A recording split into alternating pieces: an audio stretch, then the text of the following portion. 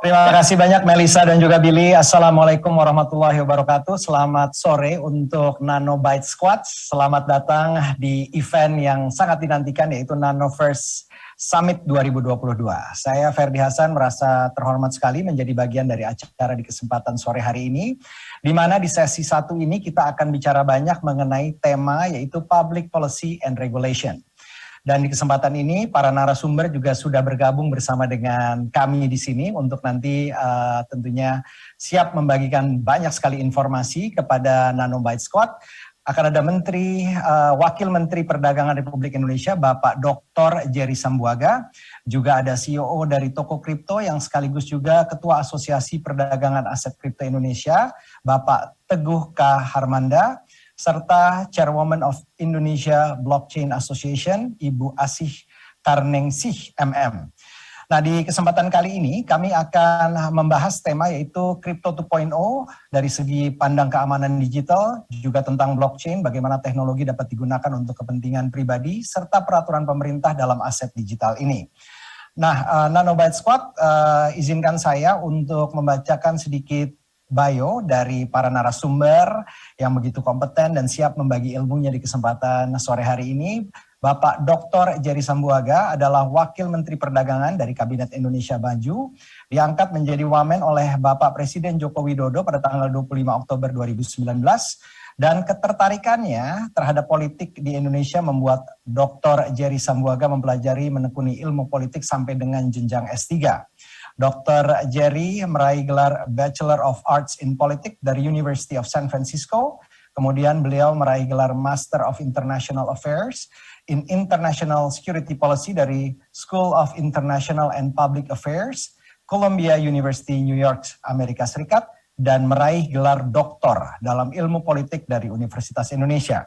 Sebelum beliau diangkat sebagai Wakil Menteri Perdagangan, Dr. Jerry Sambuaga merupakan anggota Komisi 1 DPR RI dari Partai Golkar, dari Dapil Sulawesi Utara yang membidangi hubungan internasional, pertahanan, intelijen, komunikasi, dan informasi. Di samping itu juga merupakan dosen dari FISIP, ilmu pemerintahan, ilmu politik, dan berbagai universitas juga beliau mengajar seperti Universitas Pelita Harapan, Universitas Samratulangi, London School of Public Relations, Universitas Pertamina, Universitas Paramadina, dan Universitas Indonesia.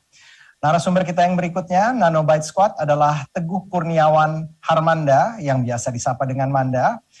Mas Manda ini adalah COO dari Toko Kripto, sebuah bursa digital aset kripto di Indonesia. Beliau juga Ketua Asosiasi Perdagangan Aset Kripto Indonesia atau ASPAKRindo, dan beliau telah memulai berinvestasi setelah menyelesaikan gelar masternya di jurusan Business Valuation. Dari sudut pandang Mas Manda, aset kripto tengah berkembang begitu pesat, terutama di Indonesia. Berikut Mbak Asih Karnengsih MM meraih gelar Magister Management. Asih terobsesi untuk tetap teratur dan membuat hidup semua orang lebih mudah. Tidak jauh berbeda di industri blockchain, setelah bertahun-tahun menimba pengalaman di lapangan, beliau masih termotivasi yang ingin melihat masa depan dengan potensi teknologi blockchain untuk kemajuan peradaban. Dan beliau juga sangat percaya bahwa inovasi tidak dimulai dengan teknologi, tidak dimulai dengan blockchain, tetapi inovasi harus dimulai dengan empati. Itulah tadi para narasumber kita yang begitu luar biasa. Izinkan saya menyapa satu persatu. Pak Wamen, selamat sore, apa kabar Pak Wamen? Selamat sore, kabar sehat, apa kabar Mas Ferdi? Alhamdulillah sehat juga, terima kasih sudah menyediakan waktu untuk Nanoverse Summit 2022 di sesi pertama ini. Nanti kita akan menggali banyak informasi dari Pak Jerry. Izinkan saya menyapa Mas Manda. Sehat Mas Manda? Selamat sore Kang Ferdi, Alhamdulillah sehat. Selamat sore Pak Wamen, Pak Jerry. Ya Mas Manda. Alhamdulillah sehat Mas Manda dengan potongan rambut baru nih ya. Khusus untuk Nanoverse Summit 2022 ya Mas Manda ya. Kita tunggu banyak informasi dari Mas Manda nanti. Juga ada Mbak Asih. Hai Mbak Asih, apa kabar? Halo Mas Ferdi, kabar baik, terima kasih. Saya tertarik untuk mendengar pendapat dari Mbak Asih yang akan membahas banyak mengenai blockchain, karena saya juga percaya bahwa blockchain ini adalah the future. Nanti kita akan gali bersama informasi tersebut dari Mbak Asih. Dan pertanyaan saya yang pertama, karena mengingat waktu kita tidak panjang, kita straightforward saja langsung ke mulai pembahasan ya, Pak Jerry, Mas Manda dan juga Mbak Asih.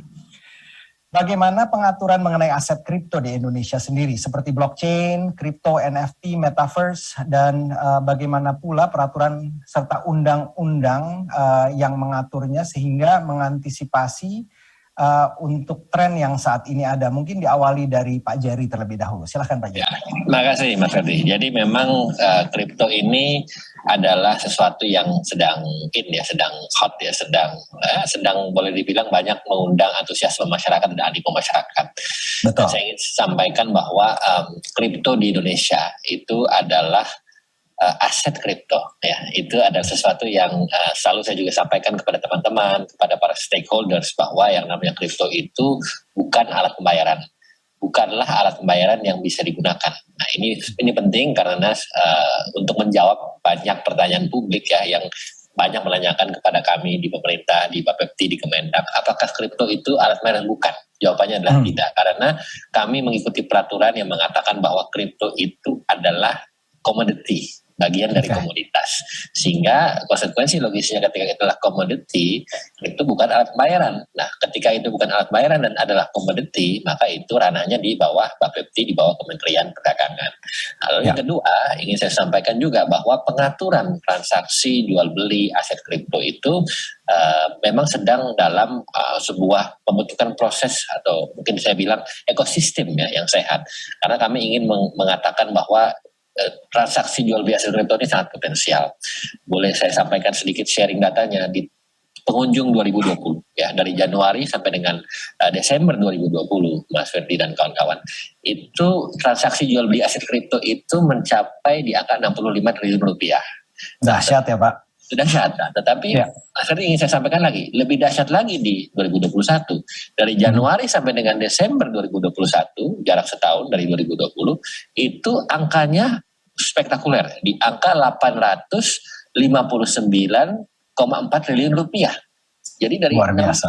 65 triliun di sepanjang 2020 menjadi 859,4 triliun di tahun 2021. Nah artinya ini kan nilainya yang naik sangat signifikan. Dan juga pelanggan yang juga ikut jual beli aset kripto ini juga meningkat luar biasa. Per Januari 2022 itu sekarang ada 11,8 juta yang ikut bertransaksi aset jual beli kripto. Nah artinya dengan angka 11,8 juta pelanggan terdaftar, lalu dengan nilai 859,4 triliun ya, dan seterusnya ya, ini membuat kita harus melihat dan menyikapi ya bagaimana kripto ini harus diatur ya kan. Nah karena kami ingin memastikan yang paling utama adalah perlindungan terhadap konsumen.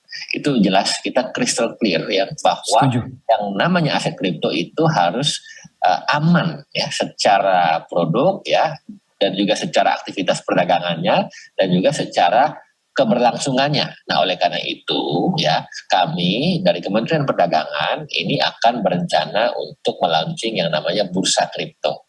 Nah bursa kripto ini diperuntukkan ya untuk bisa mengatur ya, dan juga bersama-sama juga tentunya dengan para pelaku dan konsumen dalam sebuah sistem yang terintegrasi satu sama lain.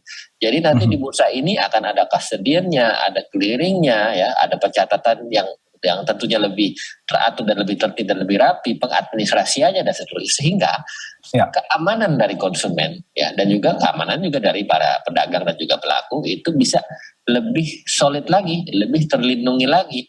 Karena kalau sekarang kan kita masih belum ada bursa ya, tentu sekarang kita bisa jual beli langsung kepada trader ya, retail seperti ya tempatnya Mas Manda ini dan juga kawan-kawan yang lain ya. Itu memang sudah dalam proses dan juga sudah berlangsung dan juga sudah dilakukan. Tapi untuk bisa membuat lebih sophisticated lagi, lebih terintegrated lagi, dan tentunya lebih aman bagi para konsumen, bursa itu urgent untuk dibentuk. Dan juga kita sekaligus Mas Ferdi mengamanatkan yang namanya amanah peraturan, amanah undang-undang yang mengatakan bahwa ketika kripto itu adalah bagian dari komoditi, untuk trading komoditi harus ada di bursa. Nah oleh karena itu konsekuensi logisnya adalah kita harus juga men-trading kripto ini di bursa, yang oleh karena itu kita akan launching bursa tersebut dalam waktu dekat. Dalam waktu dekat nih kira-kira kapan Pak Jerry? Ini very good question Mas Henry ya. Kita semua tentunya berharap ini dapat di launching secepatnya. Nah, cuman ini juga salah satu bentuk prinsip ketelitian dan juga kehati-hatian kami di Bapepti ya, di Kementerian Perdagangan untuk mengecek satu persatu validasinya, verifikasinya, prosedurnya, administrasinya, sehingga ini benar-benar semua sudah dilalui dengan baik. Ini sedang dalam proses ya, mudah-mudahan ya saya mungkin belum bisa menyebut kapan persis bulan apa, tetapi kita usahakan, kita dorong secepatnya dan kita ingin pastikan seluruh proses ini sudah dilalui dengan baik dan juga secara komprehensif. Kita sangat tunggu sekali tentunya Pak Jerry. Terima kasih juga Kementerian Perdagangan sudah sangat aware dan juga mengutamakan ke tentunya konsumen ya, mengingat sudah 11 juta pengguna atau trader kripto di tanah air. Jumlah ini signifikan ya kalau kita bandingkan dengan bursa pasar modal gitu yang sudah puluhan tahun, jumlahnya masih di bawah itu. Ini dalam hitungan 2 tahun. Ini antusiasme masyarakat terhadap aset kripto begitu luar biasa dan segera akan diatur oleh pemerintah dalam waktu dekat ini. Kita sekarang ingin mendengar pendapat Mbak Asih dan juga Mas Manda. Kita kasih Mbak Asih dulu mungkin, yang perempuan terlebih dahulu. Silahkan Mbak Asih, masih dengan pertanyaan yang sama, silahkan komentar dari Anda. Terima kasih Mas Ferdi. Betul ya, tadi sebenarnya sudah disampaikan juga dari Pak Jerry juga, sejauh ini memang kalau pengaturan di Indonesia untuk pemanfaatan blockchain sebagai distributed ledger baru pada perdagangan aset kripto gitu. Tapi sudah sangat clear dari Kementerian Perdagangan dan juga Bapepti gitu, yang memang sebenarnya derivatif ya dari pemanfaatan blockchain yang sangat luas gitu. Jadi untuk implementasi blockchain sendiri belum ada saat ini regulasinya, tapi memang beberapa pemerintahan terkait sudah atau sedang membuat suatu produk hukum untuk pemanfaatan teknologi blockchain gitu. Masih dengan prinsip netral teknologi gitu. Jadi diskusi ini masih berlangsung. Jadi saya rasa pemerintah sudah sangat terbuka ya dalam mendukung tren teknologi ini gitu. Dan pada Asosiasi Blockchain Indonesia yang kami usulkan terkait regulasi ini, itu pengaturan sandbox Mas Ferry. Jadi kita memang harapan kita adalah untuk pemerintah melihat dulu seperti apa sih penggunaan teknologinya gitu, apa dampak positif dan negatifnya, sehingga tadi ya tidak menghambat inovasi yang sedang berkembang gitu. Karena kita lihat produk dan aplikasi blockchain sendiri sudah semakin terlihat gitu di luar dari kripto, tidak hanya di Indonesia tapi di seluruh dunia gitu sih Mas Ferry. Terima kasih banyak Asih untuk komentarnya. Sekarang kita menuju ke Mas Manda. Kalau tadi disinggung sampai ada 11 juta pengguna trader aset kripto di tanah air nih, Mas Manda salah satu arsitek di balik toko kripto nih, selain jadi ketua asosiasi. 2 tahun yang lalu mungkin toko kripto masih belum menempati posisi sebagai market leader ya, the number one exchange gitu ya. Sekarang dengan jumlah nasabah bisa dibilang juga pengguna dari aset kripto yang ada di toko kripto begitu besar. Komentar Mas Manda sendiri bagaimana? Kalau tadi Kang Ferdi yang disampaikan Pak Wamen juga bahas tentang perkembangannya kan dari 2020 ke 2021. Nah, menyinggung tentang aset kripto, kita juga tahu yang tadi menjadi pertanyaan adalah metaverse dan NFT-nya di mana gitu ya. Data yang kita punya ternyata masyarakat Indonesia yang sudah melakukan akses ya bahasa accessibility terhadap produk metaverse maupun NFT ini jumlahnya kurang lebih sekitar 1 juta saat ini. Jadi memang masih 10% dari investor aset kripto kita di Indonesia. Namun kita ngelihat bahwa NFT ini kan bagian dari kategori yang ada di dalam aset kripto gitu ya. Jadi kalau kita tahu ada yang namanya utility token, stablecoin, ada DeFi juga.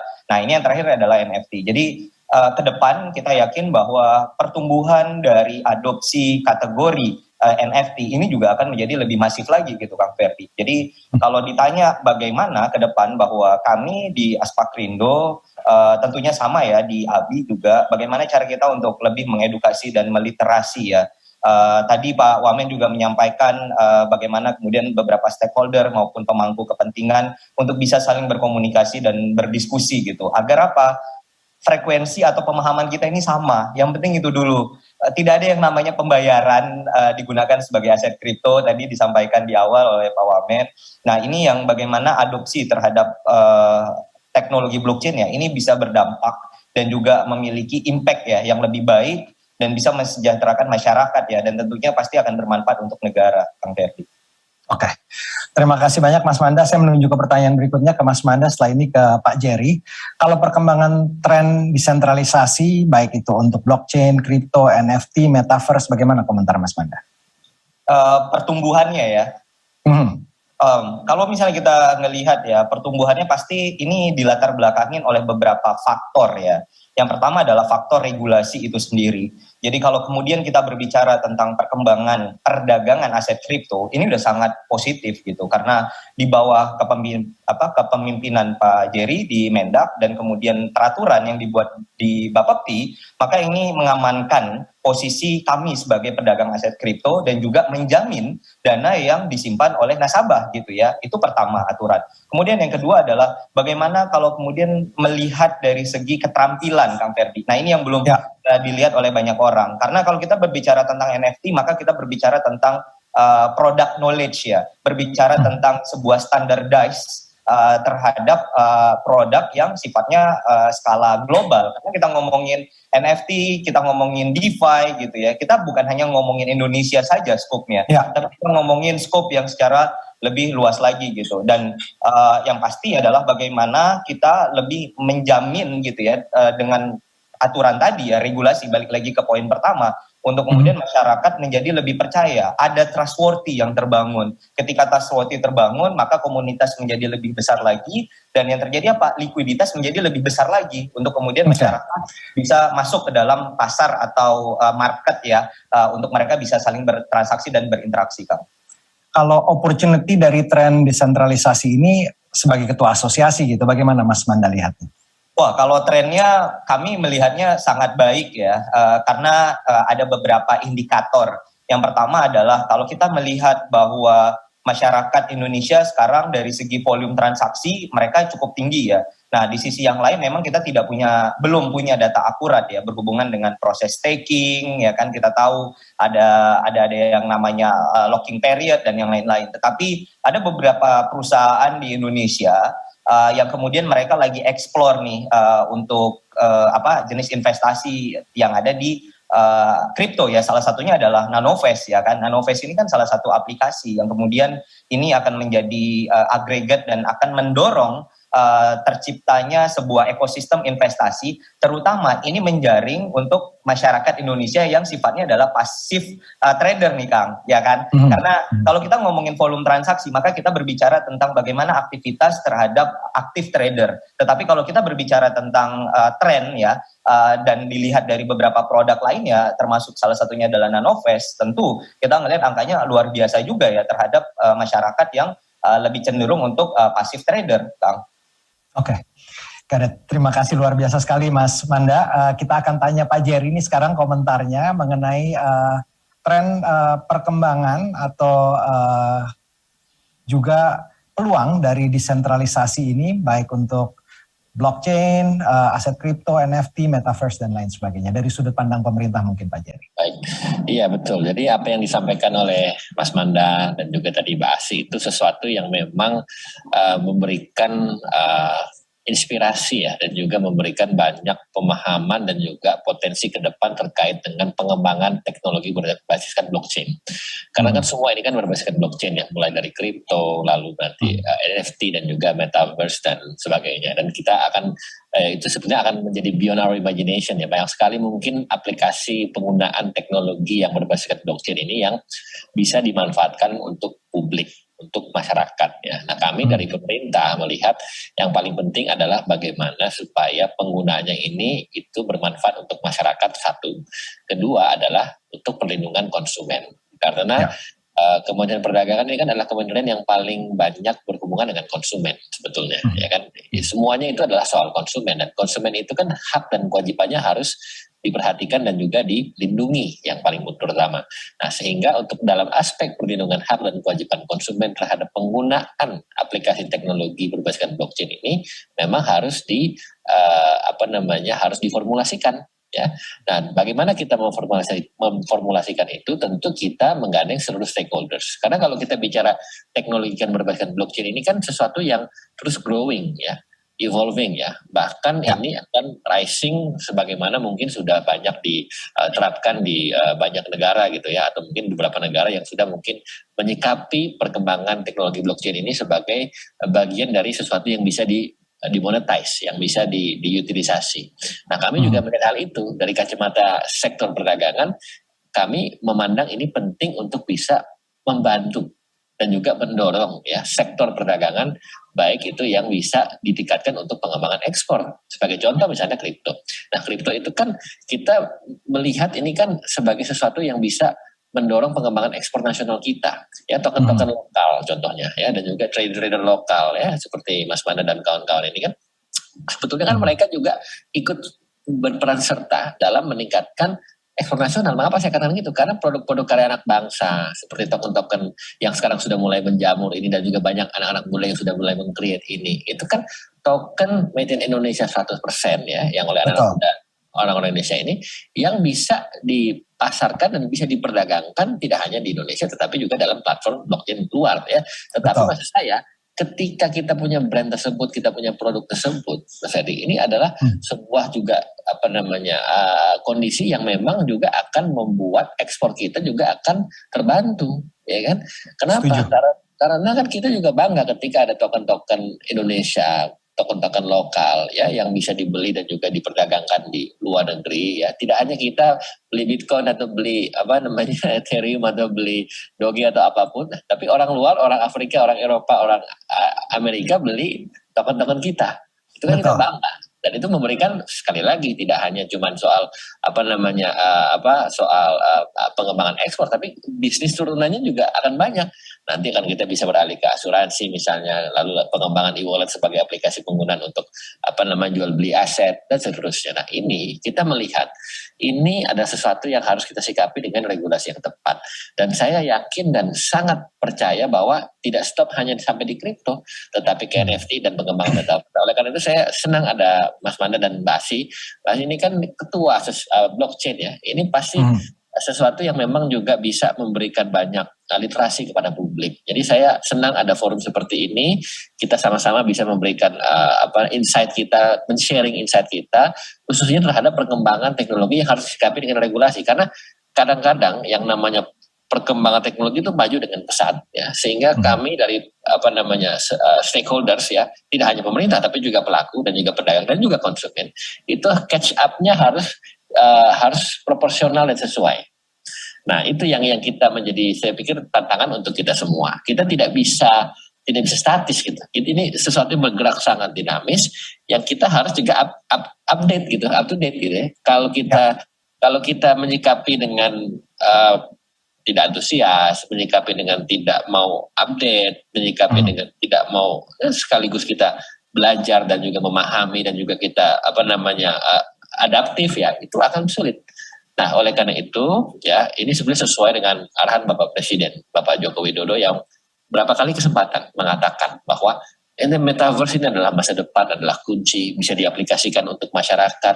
Artinya beliau sangat concern dan sangat peduli dan sangat memperhatikan perkembangan ini untuk disikapi dalam sebuah kebijakan yang dampaknya adalah baik untuk masyarakat. Karena arahan beliau selalu jangan hanya kita bikin kebijakan sending saja, tapi juga harus deliver. Nah, deliver itu artinya dampaknya itu harus termanfaatkan untuk masyarakat. Setuju sekali, dan luar biasa disitulah Kementerian Perdagangan dan juga Bapepti menjaga para konsumen ini dengan peraturan yang nantinya dipersiapkan secara khusus, yang dinamis tentunya mengikuti perkembangan yang ada, tentunya di bawah kepemimpinan Pak Jerry. Mudah-mudahan ke depannya segala sesuatunya akan dinamis dan juga teratur sesuai dengan harapan kita semua. Sekarang saya mau menuju ke Mbak Asi dan juga Mas Manda nih, sebagai ketua blockchain dan juga ketua Aspakrindo. Ini pemerintah apakah ada rencana untuk menggunakan teknologi blockchain ke depannya, baik itu untuk keamanan, juga misalnya untuk perlindungan gitu. Apakah ada yang bisa di-share di kesempatan kali ini? Silakan mungkin Mbak Asi. Mbak Asi boleh. Baik, Kayaknya udah saya nggak rasa sabar kalau- soalnya. Baik, saya rasa di luar dari keamanan dan perlindungan ya, salah satu yang juga sudah dilirik oleh pemerintahan dan diskusi ini sebenarnya sudah berlangsung sejak tahun lalu gitu, yaitu blockchain untuk halal certification, Mas Ferdi gitu. Tapi kembali prosesnya masih panjang ya, karena kan sifatnya blockchain sendiri kan terdesentralisasi gitu. Jadi dibutuhkan infrastruktur lah, di mana seluruh stakeholders harus siap terlibat dalam jaringan ini gitu. Kemudian untuk tadi keamanan dan perlindungan, saya rasa juga ini sudah banyak diketahui oleh publik terkait rencana digital rupiah ya dalam CBDC gitu. Sejauh ini diskusinya masih terbuka. Beberapa kali juga kami bersama dengan Kemenko Perekonomian, Kemenlu bersama BI melihat lah seperti apa sih potensinya CBDC ini di Indonesia gitu, dan terutama menggunakan teknologi blockchain gitu. Jadi kalau dari asosiasi yang kami rasa relevan memang untuk CBDC adalah teknologi blockchain gitu, karena CBDC sendiri kan sifatnya memang digital ledger ya, between bank sama institutions yang terkait gitu. Jadi beberapa memang solusi atau keunggulan dari blockchain ini yang bisa mensupport beberapa hal yang dibutuhkan oleh CBDC gitu. Contohnya misalnya sistem trust gitu misalnya. Jadi selain hanya untuk mengontrol currency, blockchain kan akan membantu dari sisi penjagaan privacy dari data pengguna misalnya gitu. Lalu juga saya rasa dari sisi programmability, jadi misalnya kemampuan blockchain sendiri mengatur sistem program CBDC kayak wallet threshold-nya atau third party aksesnya ke sistem. Lalu yang pasti yang saya rasa sangat-sangat menarik yaitu dari sisi inovasi gitu, karena kalau CBDC ini dibentuk di atas blockchain, berarti kan saya rasa CBDC ini akan ikut berkembang atau ikut terciprat ya dengan inovasi produk yang ada gitu, karena kan memang sifatnya open source blockchain ekosistem ini gitu. Jadi akan terdampak secara positif dari inovasi yang ada yang terus berkembang gitu, Mas Ferdi. Bagaimana dengan rencana plan untuk menjalankan digital rupiah? Apakah ada rencana juga untuk menggunakan underlying blockchain ke depannya? Ya, yang tadi saya jelaskan sih kalau Mas Ferry, bahwa sejauh ini kita diskusi ini sudah ada karena beberapa pemerintahan ada yang sangat mensupport implementasi blockchain di CBDC. Tapi kembali ini saya rasa harusnya ada BI juga di sini ya untuk kita ajak diskusi ya. Tapi dalam arti pemerintahan kita sudah sangat terbuka untuk melihat suatu teknologi baru, dan sedang dalam proses kajian seperti apa sih teknologi-teknologi yang ada mensupport digital rupiah dalam CBDC ini, gitu Mas Kati. Baik, terima kasih banyak Mbak Asih. Kita sekarang menuju ke Mas Manda untuk pertanyaan yang sama. Mungkin bisa memberikan komentar, silahkan. Penambahan aja tadi dari Mbak Asih ya, berhubungan tentang implementasi, ada yang namanya food traceability ya, terus kemudian kita juga berbicara tentang CBDC yang mana banyak negara yang sudah melakukannya gitu. Ada use case yang juga menarik adalah tentang sertifikasi tanah ya, Kang Ferdi, dengan penerapan teknologi blockchain. Itu tentu akan menjadi problem solver ya untuk begitu banyak kasus gitu. Karena kita tahu bahwa di Indonesia berhubungan dengan tanah itu kompleksitasnya sangat tinggi ya. Ada terjadi duplikasi sertifikat gitu ya, dan lain-lain gitu. Nah, tentu ini akan menjadi use case yang paling menarik gitu salah satunya. Adapun yang lain yang kita tahu seperti logistik juga. Terus kemudian saya pernah ada juga di dalam diskusi yang berhubungan dengan trade financing. Nah ini juga penting. Saya pikir trade financing juga berhubungan dengan Kementerian Perdagangan ya tentunya. Bagaimana kita bisa mempercepat proses ekspor dan impor dengan penerapan blockchain, yang mana kemudian kita tahu bersama bahwa trustworthy-nya sangat tinggi gitu ya. Dan kemudian semua pihak akan agree pada smart contract yang terjadi di dalam proses transaksi tersebut gitu. Jadi itu adalah hal-hal yang kalau kemudian kita harus menjabarkan Kang Ferdi, saya pikir sampai selesai acara juga ini nggak akan habis-habis. Akan panjang ya, akan panjang. Tapi yang pasti ke depannya banyak sekali yang bisa diterapkan dengan teknologi blockchain ini. Betul. Dan ini akan menjadi menarik sekali ke depannya. Mungkin saya akan, karena waktu kita 30 menit, saya juga akan memberikan pertanyaan terakhir saja untuk Mbak Asih nih. Kira-kira teknologi blockchain ini apakah dapat membantu juga dalam penegakan hukum, misalnya peer authentication misalnya begitu? Baik, pertanyaannya baik, bagus sekali nih Mas Ferdi. Saya rasa yang paling sederhana untuk penegakan hukum, pertama kita sebagai individual ya, kita pasti punya kewajiban hukum untuk melakukan pelaporan pajak gitu. Nah saat ini salah satu anggota Asosiasi Blockchain Indonesia yaitu Layanan Pajak memang mempunyai servis yaitu untuk melakukan pelaporan pajak berbasis blockchain gitu. Jadi kalau solusi yang ditawarkan adalah kalau misalnya saat ini kita proses pelaporan pajak, kita datang ke DJP, lalu DJP nanti prosesnya DJP harus memverifikasi data, lalu ke stakeholders lain seperti ada bank yang bersangkutan, lalu Bank Indonesia dan lain-lain. Yang berarti prosesnya adalah saat pelaporan data kita masuk, verifikasi oleh DJP, setelah DJP selesai baru dilempar ke instansi lainnya. Berarti kan prosesnya akan cukup panjang gitu. Sedangkan Kalau pelaporan pajak berbasis blockchain itu berarti saat kita melakukan pelaporan pajak, secara bersamaan seluruh stakeholders yang ada dalam jaringan tersebut mendapat data yang sama dan bisa melakukan verifikasi secara bersamaan. Yang ini berarti kan akan sangat menekan waktu dan juga cost verifikasi gitu ya. Lalu mungkin nanti bisa di-expand lebih jauh lagi misalnya untuk pembayaran pajak gitu. Jadi kita sebagai taxpayer nih punya privilege untuk melihat uang pajak yang saya bayarkan digunakan untuk apa gitu, dan secara extended pun kita bisa mencegah korupsi dari pembayaran pajak yang diterima negara gitu. Jadi dan juga mungkin contoh sedikit nih Mas Ferdi yang saya yakin ini juga kasus yang sangat diketahui ya oleh kawan-kawan yang pasti kalau sudah native di blockchain space, yaitu kasusnya Mt. Gox. Salah satu kasus pencurian kripto terbesar ya, salah satu terbesar di dunia, sekitar 800 ribu Bitcoin yang tercuri, dan karena kasus ini penegakan hukumnya cukup lama, beberapa tahun, namun pihak berwajib berhasil menyelamatkan sekitar quarter atau sekitar 25% dari Bitcoin yang tercuri gitu. Karena salah satu wallet yang menerima pengiriman daripada Bitcoin yang dicuri tersebut teridentifikasi berasal atau ada di Rusia gitu. Jadi kalau kita lihat seluruh ya transaksi kripto yang ada di market saat ini tuh tercatat gitu dalam blockchain, yang berarti bisa di-trace kemana suatu kripto itu dikirim gitu. Dan ini juga yang sebenarnya membuat dan juga ini yang concern yang banyak dari pemerintah adalah gimana kalau kripto digunakan untuk pendanaan terorisme gitu. Padahal sebenarnya ini yang membuat teroris menjadi enggan ya menggunakan kripto, terutama di Indonesia. Karena kalau di Indonesia kita bertransaksi hanya boleh seperti yang tadi Pak Jerry bilang, hanya boleh menggunakan rupiah. Yang berarti kalau misalnya ada teroris yang menggunakan ransom money dalam bentuk kripto, dia harus convert ke dalam rupiah gitu. Dan berarti kalau mau di-convert ke dalam rupiah harus lewat gateway apapun itu, baik itu bank maupun payment gateway atau layanan keuangan lainnya yang berarti akan terafiliasi ke salah satu individu gitu kan. Ini yang membuat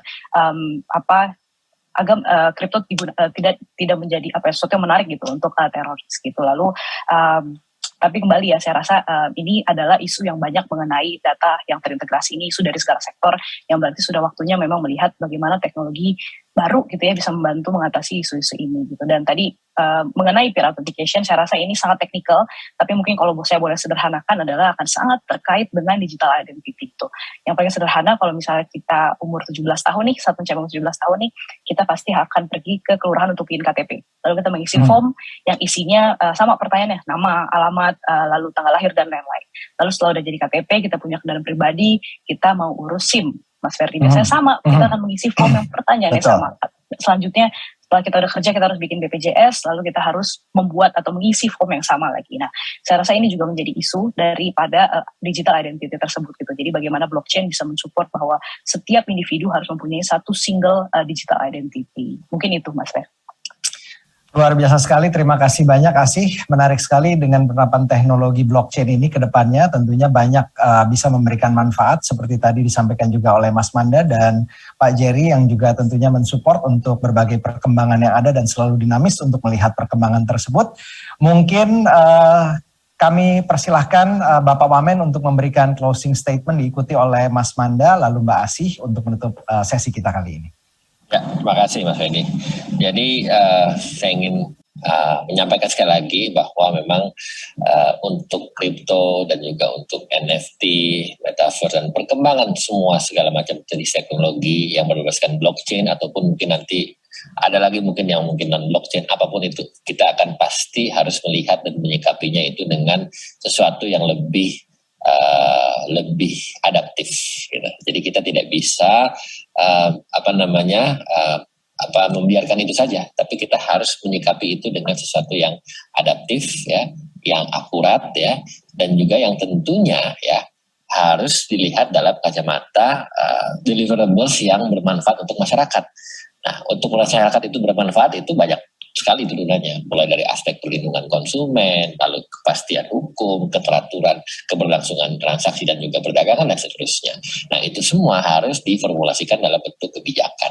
Nah, kebijakan apa yang paling tepat? Nah, tentunya ini harus sama-sama kita duduk untuk bisa memastikan bahwa segala masukan, input, aspirasi ya, dan juga tentunya rekomendasi dan siapapun itu memang harus dibahas secara komprehensif, karena kan kita tidak hanya melihat satu perspektif, kita tidak hanya melihat satu sudut saja, kita tidak hanya melihat satu sudut pandang saja atau satu sisi ya, baik itu dari konsumen, dari pedagang, dari pelaku, dari seluruhnya stakeholder termasuk juga pemerintah. Nah, oleh karena itu diperlukanlah sebuah banyak sekali ya event-event literasi publik, sosialisasi, FGD, webinar, dan hal seperti yang kita lakukan sekarang ini. Saya pikir ini bagus ya. Oleh karena itu saya mengapresiasi ini sebagai bagian dari bagaimana kita bisa mengedukasi masyarakat. Dan yang paling penting adalah tentu kebijakan itu yang paling utama memberikan perlindungan dan juga memberikan dampak yang positif kepada masyarakat. Dan oleh karena itu kita harus saling bergandengan tangan ya, saling complement each other, dan tentunya dalam rangka untuk membentuk ekosistem yang sehat untuk perkembangan teknologi ini yang aplikasinya bisa dimasukkan untuk masyarakat luas atau publik, untuk semua, untuk kita, dan tentunya untuk bangsa kita. Amin. Itu harapan kita semua. Terima kasih banyak Pak Wamen untuk closing statement-nya. Sehat dan sukses selalu. Kita akan persilahkan Mas Manda, lalu ke Mbak Asih. Silakan Mas Manda. Ya, terima kasih Kang Ferdi. Tadi yang disampaikan Pak Wamen bagus sekali ya untuk closing statement. Saya hanya menambahkan dari 2 poin besarnya, bahwa kita berbicara tentang investment dan kita berbicara tentang penerapan teknologi blockchain. Berhubungan dengan investment, pasti kita tidak akan pernah capek ya untuk edukasi dan literasi. Bagaimana kemudian masyarakat mereka berinvestasi pada aset yang tepat, mereka harus memikirkan profil risiko mereka, dan juga memilih platform yang kemudian sudah mendapatkan legitimasi ya dari aturan hukum yang ada di Indonesia gitu. Tentu ini menjadi hal yang tidak boleh letih ya untuk kita edukasi masyarakat, karena masih begitu banyak masyarakat yang perlu untuk mendapatkan informasi yang tepat dan akurat. Nah, dari sisi penerapan teknologi, pasti penerapan teknologinya saya juga tidak yakin bahwa NFT akan menjadi kategori terakhir di dalam penerapan kripto gitu ya, atau produk turunan blockchain, karena kan kita tahu tadi ada utility token dan terakhir ada stable coin juga, dan terakhir ada NFT. Mungkin setelah NFT akan ada lagi nih produk kategori apa gitu ya. Nah, tetapi yang pasti kalau saya selalu bilang semua itu akan terkripto dan terblockchain pada saatnya, Kang Ferdi, ya kan. Jadi kita tinggal tunggu waktu dan kita tinggal tunggu bagaimana kemudian peran-peran kita gitu ya untuk kemudian kita bisa mengempowering ekosistem ini bisa lebih maju lagi, Kang Ferdi. Terima kasih banyak Mas Manda untuk closing statement-nya. Ini Mas Manda kalau udah bilang semua akan terkripto dan terblockchain pada saatnya, itu dulu kata-kata yang sama saat 2 tahun yang lalu saya pertama kali kenal nih, waktu ngomong toko kripto nanti semua akan terkripto dengan itu. Terbukti ya, 2 tahun saat pandemi beliau menciptakan unicorn. Luar biasa sekali Mas Manda. Berikutnya Mbak Asih, kami silakan. Terima kasih Mas Ferdi. Wah, closing statement saya udah banyak tercuri sama Pak Jerry dan Mas Manda. Tinggal yang akhir jadi sisa-sisa ya. Betul. Jadi saya mungkin menekankan saja beberapa poin yang sudah disampaikan. Pertama, memang saya dari Asosiasi Blockchain Indonesia kami sangat mengapresiasi pertama dari Nanovers mengadakan acara-acara edukasi semacam ini. Saya lihat panjang sekali ya, satu ini full day acaranya. Lalu juga untuk yang hadir teman-teman kawan-kawan yang ada di sini dari Pak Jerry, dari wakil pemerintahan, saya rasa sangat luar biasa mensupport perkembangan industri yang sedang berkembang. Lalu juga teman-teman pelaku industri dari Mas Manda dan teman-teman kawan-kawan dari seluruh pedagang aset kripto yang ada di Indonesia. Saya rasa sangat membantu dan sangat menyumbang pada perkembangan kripto di Indonesia. Saya closingnya dengan PR-nya adalah bahwa kita masih tadi Pak Jerry dan Mas Manda juga menekankan bahwa masih perlu ada edukasi dan tulisan-tulisan mengenai literasi terkait daripada blockchain maupun kripto, yang kita tahu stigmanya ada yang positif dan ada yang negatif. Jadi kita harus bersama-sama melihat ke depan seperti apa kita bisa menyumbang pada penghapusan stigma. Mungkin itu Mas Ferdi, terima kasih. Terima kasih banyak Mbak Asih, saya setuju sekali, edukasi, literasi, dan juga sosialisasi mana yang baik agar masyarakat juga dapat memilih dan juga mengetahui secara detail apa yang mereka transaksikan, dan juga masyarakat juga bisa mendapatkan gambaran jelas mana yang baik dan mana yang tidak. Di penghujung sesi kali ini, mari kita foto bersama dulu, foto di penutupan sesi ini kepada Pak Jerry, Mas Manda, dan Mbak Asih. Kita senyum bersama, kita hitung masing-masing 1, 2, 3. Oke, that's wrap up our session for this first session di Nanoverse Summit 2022. Sekali lagi kami ucapkan terima kasih sebesar-besarnya kepada Bapak Wamen yang telah meluangkan waktu di kesempatan sesi pertama kali ini. Mas Manda, Mbak Asih, terima kasih banyak. Sehat selalu, sukses untuk semuanya. Salam hormat untuk keluarga. Dan izinkan saya menutup sesi kali ini, mengucapkan terima kasih banyak dan jangan kemana-mana. Terus bersama kami di Nanoverse Summit 2022, tentunya untuk Nanobyte Squad.